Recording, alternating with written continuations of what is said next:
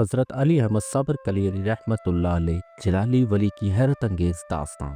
अस्सलामुअलैकुम दोस्तों, आज हम आपको लेकर चलते हैं एक ऐसी शख्सियत के सफ़र में जिनका नाम सुनते ही दिलों में अकीदत की लहरें दौड़ जाती हैं। ऐसे बुजुर्ग जिन्होंने अपनी पूरी ज़िंदगी अल्लाह की राह में गुजार दी, जिन्होंने 12 साल तक सिर्फ जंगल की जड़ी बूटियाँ खाकर गुजारा किया, जिनकी एक निगाह से मस्जिद ज़मीन बोस हो गई और जिनके मज़ार की हिफाजत जंगली शेरों ने की। ये हैं हज़रत अली अहमद साबर कलियरी रहमतुल्लाह अलैह, गौसे आज़म सैयदना अब्दुल कादिर जिलानी के पड़पोते और बाबा फरीद गंजे शकर के भांजे। आज की इस वीडियो में हम आपको इनकी हैरत अंगेज ज़िंदगी के ऐसे वाक़यात सुनाते हैं जो आपके ईमान को ताज़ा कर देंगे। तो वीडियो को आखिर तक देखें, क्योंकि हर वाक़या पिछले से ज़्यादा हैरान कुन है। हज़रत अली अहमद साबर कलियर की वलादत 19 रबीउल अव्वल 592 हिजरी में हेरात अफ़गानिस्तान में हुई। ये वही मुबारक दिन था जब नबी करीम सल्लल्लाहु अलैहि वसल्लम की वलादत हुई थी। आपके वालिद का नाम सैयद अब्दुल रहीम था, जो हज़रत गौसे आज़म अब्दुल कादिर जलानी के पड़पोते थे, और आपकी वालदा का नाम जमीला खतून था, जो हज़रत बाबा फरीद गंजे शकर की हकीकी बहन थी। देखिए कैसा अजीम ख़ानदान था ये। एक तरफ गौसे आज़म की नस्ल, दूसरी तरफ बाबा फरीद का सिलसिला। लेकिन जब आप अभी बहुत छोटे थे तो आपके वालिद का इंतकाल हो गया, आपकी वालदा बेवा हो गई और सामने एक छोटा सा बच्चा।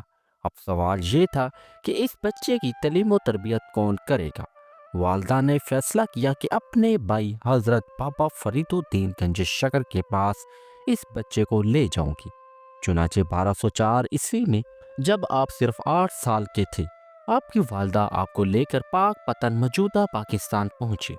बाबा फरीद ने अपनी बहन और भांजे को देखा तो दिल खुश हो गया, लेकिन वालदा ने कहा, भाई मैं उसे आपके सुपुर्द करती हूँ, इसकी तालीम और तरबियत आप करें।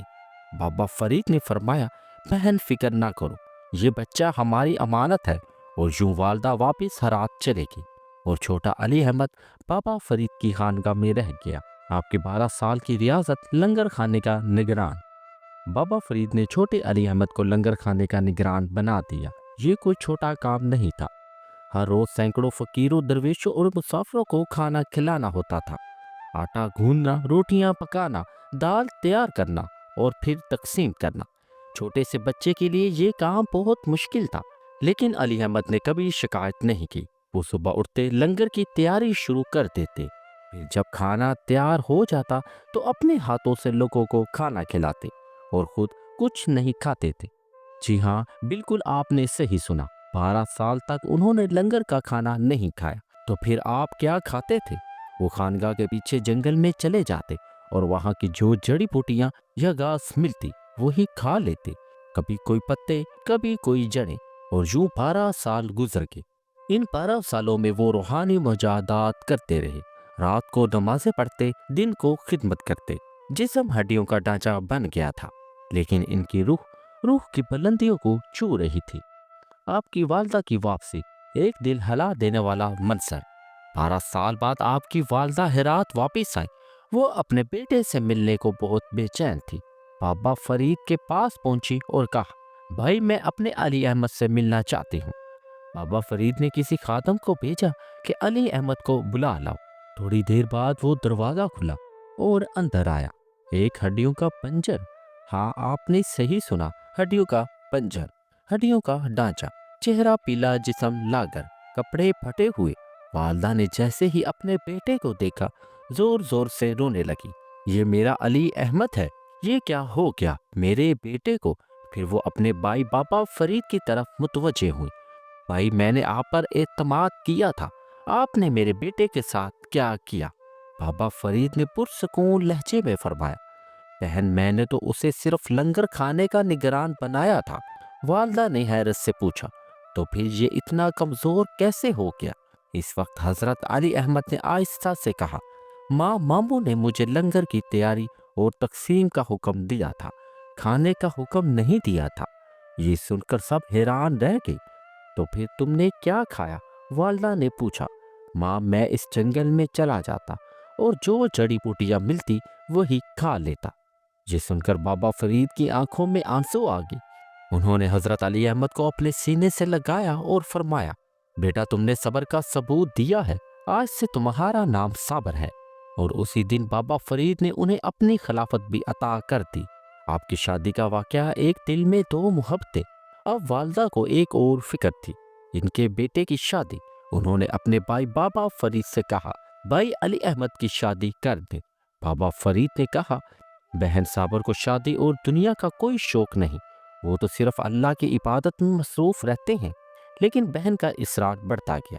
آخرکار بابا فرید نے اپنی بیٹی ختیجہ بیگم کا نکاح حضرت صابر سے کر دیا۔ شادی ہو گئی۔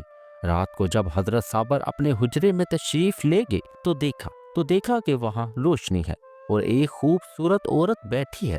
انہوں نے حیرت سے پوچھا، تو کون ہے؟ میں آپ کی بیوی ہوں، ختیجہ نے جواب دیا۔ یہ سن کر حضرت صابر پاک نے فرمایا، یہ کیسے ممکن ہے؟ ایک دل میں دو کی محبت نہیں سما سکتی۔ میں تو ایک کو جگہ دے چکا ہوں، دوسرے کی کوئی گنجائش نہیں۔ یہ الفاظ ان کی زبان سے نکلے ہی تھے کہ اچانک حجرے میں آگ کا ایک شعلہ نمودار ہوا اور دیکھتے ہی دیکھتے دلہن جل کر راکھ ہو گئی۔ یہ واقعہ سن کر رونگٹے کھڑے ہو جاتے ہیں۔ اللہ کی محبت کا یہ عالم تھا کہ دل میں کسی اور کی جگہ نہیں تھی۔ آپ کی دلی کی خلافت اور حضرت جمال الدین حاصی سے ملاقات۔ کیونکہ حضرت صابر بابا فرید کے خلیفہ اکبر تھے، اسی لیے بابا فرید نے انہیں دلی کی خلافت عطا کی، لیکن حکم دیا پہلے حاصی جاؤ اور حضرت شیخ جمال الدین حاصی سے اپنے خلافت نامے پر مہر لگوا لو۔ حضرت صابر پاک اجوداً موجودہ پاک پتن سے روانہ ہوئے۔ جب وہ ہانسی پہنچے تو حضرت جمال الدین حاصی خانقاہ کے دروازے پر استقبال کے لیے آگے، لیکن حضرت صابر اپنی ڈولی سے نہیں اترے، سیدھے اندر چلے گئے۔ یہ ادب کے خلاف تھا۔ حضرت جمال الدین حاصی کو یہ بات پسند نہیں آئی، لیکن انہوں نے کچھ نہیں کہا۔ انہوں نے حضرت صابر پاک کو تعظیماً مسند پر بٹھایا۔ دونوں نے مل کر نماز مغرب ادا کی۔ نماز کے بعد حضرت صابر نے سند خلافت پیش کی اور فرمایا، مہر لگا دیجیے، میں دلی روانہ ہونا چاہتا ہوں۔ اس وقت اندھیرا ہو چکا تھا۔ حضرت جمال الدین نے مہر لگانے میں تعمل کیا اور کہا، چراغ لایا جائے۔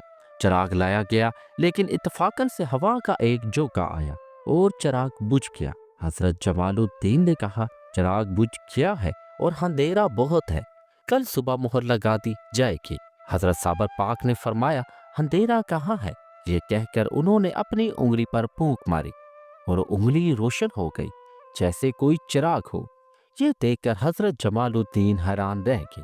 انہوں نے فوراً خلافت نامہ حضرت صابر پاک کے ہاتھ سے لے کر پھاڑ دیا اور فرمایا، دلی آپ کے جلال کی تاب نہیں لا سکتا، آپ تو ایک پھونک سے پورا شہر جلا کر راکھ کر دیں گے۔ حضرت صابر نے غصے میں فرمایا، آپ نے میری سنت خلافت پھاڑی ہے تو میں آپ کا سلسلہ طریقت پھاڑتا ہوں۔ حضرت جمال الدین نے پوچھا، اول سے یا آخر سے؟ حضرت صابر نے کہا، اول سے، اور فوراً اٹھ کر واپس پاک پتن روانہ ہو گئے۔ اسی وقت بابا فرید اپنی مجلس میں مریدوں سے فرما رہے تھے، آج دین کے دو پہلوانوں میں کشتی ہو رہی ہے، اللہ خیر کرے۔ جب حضرت صابر پاک بابا فرید کے پاس پہنچے اور سارا واقعہ سنایا تو بابا فرید نے فرمایا، جمال کے پہاڑ کو فرید نہیں ہلا سکتا۔ پھر پوچھا، تم نے کیا کہا؟ حضرت صابر نے بتایا کہ میں نے ان کا سلسلہ طریقت اول سے پھاڑ دیا۔ بابا فرید نے کہا، اللہ کے پہلوانوں کا تیر خطا نہیں جاتا، خیر ہوئی کہ تم نے اول کہہ دیا، آخر سلامت رہا۔ تمہارے مریدوں میں سے ایک ایسا ہوگا جس کی دعا سے یہ سلسلہ دوبارہ جاری ہو جائے گا۔ یہ اشارہ شیخ جلال الدین ترک پانی پتی کی طرف تھا، اور واقعی ہی یہ بات سچ ثابت ہوئی۔ حضرت جمال الدین حاصی کے بڑے بیٹے دیوانے ہو گئے، چھوٹے بیٹے برہان الدین تمام عمر والد کی تربیت میں رہے، لیکن جب حضرت جمال الدین کی وفات کا وقت آیا تو وہ خلافت کسی کو نہیں دے سکے۔ جیسے ہی بیٹے کو خلافت دینے کی بات کرتے زبان ساتھ نہیں دیتی تھی، اور یوں وہ اپنا ورثہ کسی کو منتقل کیے بغیر ہی دنیا سے رخصت ہو گئے۔ بابا فرید نے حضرت صابر پاک کو کلیر، موجودہ پیران کلیر، بھارت کی خلافت عطا کی۔ کلیر اس زمانے میں علم کا شہر کہلاتا تھا، جہاں بڑے بڑے صوفیہ، علماء اور امیر لوگ رہتے تھے۔ لیکن ایک عجیب رواج تھا، جامع مسجد میں نماز جمعہ کے لیے لوگ جگہیں خریدتے تھے۔ جی ہاں، جگہ خریدی جاتی تھی۔ 400 डोलियां आती, इनमें से बड़े बड़े लोग उतरते और अपनी खरीदी हुई जगह पर जाकर बैठ जाते। एक दिन हजरत साबर नमाज़े जुमा के लिए मस्जिद में गए। उन्होंने अगली सफ में जाकर बैठने की कोशिश की, लेकिन थोड़ी देर बाद इस जगह के मालिक ने आकर कहा, ये मेरी जगह है, उठी। हजरत साबर उठ गए और दूसरी जगह बैठ गए। वहां भी यही हुआ। तीसरी जगह, चौथी जगह, हर जगह से उन्हें उठा दिया गया। आखिरकार वो मस्जिद से बाहर निकल गए। हजरत साबर पाक ने कई बार काजी शहर और बड़े लोगों को नसीहत की कि ये अल्लाह का घर है, यहाँ जगह फरोख्त नहीं की जाती, लेकिन किसी ने नहीं सुना। मायूस होकर उन्होंने हजरत बाबा फरीद को खत लिखा और मशवरा मांगा। बाबा फरीद ने जवाब भेजा, क्लियर का मामला तुम्हारे इख्तियार में है, जो चाहो करो। एक बार फिर जुमा का दिन आया। हजरत साबर पाक मस्जिद में गए। वही हुआ जो पहले होता था, लेकिन इस बार जब्त जवाब दे चुका था। जैसे ही नमाज शुरू हुई, लोग सजदे में गए। हजरत साबर ने मस्जिद की तरफ निगाह डाली और फरमाया, ए मस्जिद, कभी तू भी सजदा कर लिया कर। ये कहना था कि धड़म से मस्जिद जमीन बोस हो गई, पूरी मस्जिद गिर गई और अंदर जितने नमाजी थे सब हलाक हो गए। ये अल्लाह का गजब था। जिन्होंने अल्लाह के घर में तकब्बुर किया, वो खुद मट्टी में मिल गए। इस वाक़े के बाद बहुत से लोग हजरत साबर पाक के मुरीद हो गए, लेकिन बाकी लोग इनके खिलाफ हो गए। ताउन की बीमारी और शहर की तबाही। मस्जिद गिरने के अगले साल कलियर में एक खौफनाक वबा फूट पड़ी, ताउन की बीमारी। ये ऐसी बीमारी थी कि जिसे लग जाए वो चंद दिन में मर जाता था। हजारों लोग इस वबा का शिकार हुए। गलियों में लाशें पड़ी रहती। जो बच गया वो शहर छोड़कर भाग गया। हालत ये हो गई कि पूरा कलियर वीरान हो गया और सिर्फ हजरत साबर पाक वहां तन्हा रह गए। लेकिन वो नहीं गए, वो वही रहे, अल्लाह की इबादत में मसरूफ। अब शहर में इंसान तो नहीं रहते थे, लेकिन जंगली जानवर आबाद हो गए। शेर, चीता, भेड़िए, ये सब हजरत साबर पाक के गिर्द घूमते रहते। और हैरत की बात, ये जानवर हजरत साबर की खानगा की सफाई भी करते थे। ये हजरत साबर की करामत थी कि खूनख्वार जानवर भी इनके फर्मा बरदार थे। एक मुरीद हजरत शम्स तुर्क पानीपति हजरत साबर साहब के साथ रहते थे। वो पाक पतन से ही इनके हमराह आए थे और अब इस वीराने में भी साथ थे। जब कभी हजरत साबर को समा का शौक होता तो शमसुद्दीन को मुसाफात में भेजते, तो वहां से चंद कवा ले आते और महफिल समा मुनक्कद हो जाती। और अजीब बात ये थी कि महफिल के दौरान जंगली जानवर भी आकर बैठ जाते, जैसे वो भी सुनते हों। ये मंजर देखने वाला था। एक तरफ कवाल, दूसरी तरफ शेर और चीते खामोशी से बैठे हुए। आपका वसाल मुबारक समा के दौरान हजरत साबर पाक की उम्र अब 95 साल हो चुकी थी। 13 रबीउल अव्वल 690 हिजरी की रात थी। महफिल समा जारी थी, कवाल गा रहे थे। हजरत साबर पाक मस्त होकर सुन रहे थे। अचानक उन्होंने अपना सर उठाया, जैसे किसी ने बुलाया हो, और फिर वो आहिस्ता से मुस्कुराए और इसी हालत में इनकी रूह परवाज कर गए। हाँ, समा की हालत में इनका वसाल हो गया। शमसुद्दीन और बाकी लोग रोने लगे, लेकिन हजरत साबर पाक के चेहरे पर ऐसी मुस्कुराहट थी जैसे वो जन्नत देख रहे हों। उन्हें वहीं दफन किया गया जहां इनकी खानगा थी। आपके मज़ार की हिफाजत और शेरों का पहरा। हजरत साबर पाक के वसाल के बाद एक अजीब सूरत हाल पैदा हो गई। मज़ार तो बन गया, लेकिन कोई वहां नहीं आता था। क्यों? क्योंकि जब भी कोई जाने की कोशिश करता तो दूर से ही शेरों की दहाड़े सुनाई देने लगती। लोग डर कर वापिस लौट जाते। मुजावर भी बहुत कम आते थे। जंगली जानवरों की आमदोरफ्त और शेरों के क्याम की वजह से कोई ठहरना नहीं चाहता था। आहिस्ता आहिस्ता बहुत से मुजावर कलियर का इलाका छोड़कर दूर दराज इलाकों में जाकर आबाद हो गए। एक तवील अरसा तक यही हाल रहा। तकरीबन एक सदी तक मज़ार वीरान पड़ा था। आपके मज़ार पर हिंदू बुत परस्तों की कोशिश और खूनखार शेरों का हमला। एक दिन कुछ हिंदू बुत परस्तों ने देखा कि यहाँ तो कोई नहीं आता। उन्होंने सोचा क्यों ना यहाँ एक बुत का दाब बना लिया जाए। चुनाचे उन्होंने मज़ार के करीब एक बुत खाना तमीर करना शुरू कर दिया।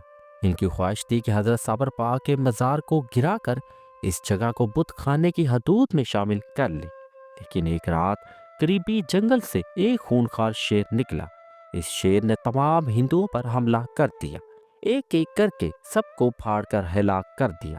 जो बच गए वो जान बचाकर वहां से भाग खड़े हुए।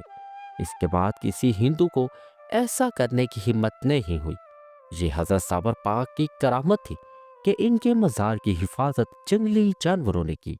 एक योगी का वाकया और गुस्ताखी की सजा। कुछ अरसे बाद एक हिंदू जो कि इस रास्ते से गुजरा, वो कहीं जा रहा था कि अचानक इसने एक आलीशान मज़ार देखा, लेकिन दूर दूर तक कोई इंसान नजर नहीं आता था। चारों तरफ वीरानी थी। इस जोगी ने हिंदुआना तासुब के पेशे नजर इरादा कर लिया, मैं इस मज़ार को गिराकर यहाँ कोई मोहब्बत तमीर करूंगा। चुनाचे इसने एक तशिया लेकर मज़ार को गिराना शुरू कर दिया।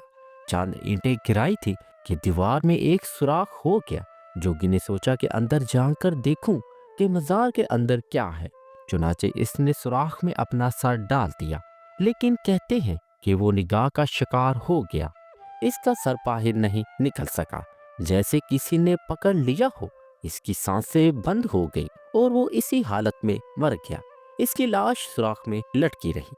रात को मुजावरों ने ख्वाब में देखा हजरत साबर पाक तशरीफ लाए और फरमा रहे हैं, एक गुस्ताख शख्स हमारे मज़ार पर आया था, उसे सजा तो मिल गई, लेकिन अब वो मज़ार के सुराख में लटका हुआ है, उसे निकाल दिया जाए। सुबह मुजावर बहुत से लोगों को लेकर मज़ार पर पहुंचे। जोगी को खींचकर बाहर निकाला और इसकी लाश को लेकर जाकर जंगल में फेंक दिया। इस दिन से खौफो खतर दूर होने लगे। लोग आहिस्ता आहिस्ता वापस आने लगे। शहर आबाद होने लगा। सबसे पहले मुजावरों ने मकानात तमीर किए। उन्होंने मज़ार की देखभाल शुरू की। फिर दूसरे लोगों ने भी देखा कि अब यहाँ महफूज है। आहिस्ता आहिस्ता लोग वापस आने लगे, मकानात बनने लगे, बाजार आबाद होने लगे और इस तरह शहर दोबारा जिंदा हो गया। लेकिन अब इसका नाम बदल चुका था। पहले ये कलियर कहलाता था, अब ये पीराने कलियर कहलाने लगा, यानी पीरों का कलियर या बुजुर्गों का कलियर। ये नाम हजरत साबर पाक की वजह से पड़ा था। आज पीराने कलियर हिंदुस्तान के सूबा उत्तर प्रदेश में वाक़या है। ये ज़िला रुड़की से सिर्फ 7 किलोमीटर के फासले पर गंगा नहर के किनारे पर आबाद है। हजरत साबर पाक का मज़ार मुबारक आज भी मौजूद है और हर साल इसका उर्स मुनक्कद होता है।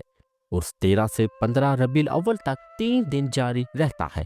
इन तीनों दिनों में लाखों लोग शिरकत करते हैं और सबसे खूबसूरत बात यह है कि जहाँ मुसलमान, हिंदू, सिख, ईसाई सब आते हैं, कोई फ़र्क नहीं किया जाता।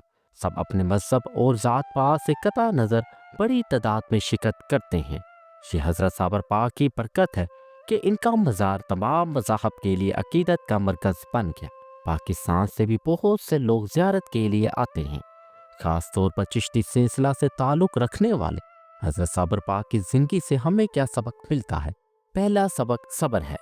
12 साल तक जंगल की जड़ी बूटियाँ खाना, ये साबर पाक की इंतहा है। आज हम एक दिन भी भूखे नहीं रह सकते और वो 12 साल। दूसरा सबक अल्लाह की मोहब्बत है। एक दिल में दो की मोहब्बत नहीं, ये इनका अकीदा था। जब अल्लाह की मोहब्बत दिल में हो तो दुनिया की कोई चीज़ अहमियत नहीं रखती। तीसरा सबक तकब्बुर का अंजाम है। कलियर की मस्जिद में लोगों ने तकब्बुर किया तो मस्जिद इन पर गिर गई। ये सबक है कि अल्लाह के घर में तकब्बुर नहीं चलता। चौथा सबक खिदमत है। लंगर की खिदमत में 12 साल गुजारना, ये इनकी खिदमत की आला मिसाल है। पांचवा सबक इस्तकामत है। तो उनके दौरान भी कलियर नहीं छोड़ा, ये इनकी इस्तकामत की अलामत है। दोस्तों, ये था आज का वाकया। हज़रत अली अहमद साबर कलियर रहमतुल्लाह अलैह की हैरत अंगेज दास्तान। एक ऐसी शख्सियत जिसने साबित किया कि सब्र और इस्तकामत से इंसान कहाँ तक पहुँच सकता है। अगर आपको ये वाकया पसंद आया हो तो वीडियो को लाइक करें ताकि ये पैगाम मज़ीद लोगों तक पहुँच सके, और शेयर करें अपने दोस्तों और ख़ानदान के साथ, और कमेंट में लिखें या साबर पाक। अल्लाह पाक आपके सदके हमारे सगीरा और कबीरा गुनाह माफ़ फरमाए। आमीन सुम्मा आमीन। और हाँ, सब्सक्राइब करना मत भूलिएगा, क्योंकि अगली वीडियो में हम लाएंगे एक और अजीम बुजुर्ग की कहानी। अपना बहुत सारा ख्याल रखें। मिलते हैं एक नेक्स्ट वीडियो में एक नेक्स्ट टॉपिक के साथ। तब तक अपना और अपने प्यारों का बहुत सारा ख्याल रखें। अल्लाह हाफिज़।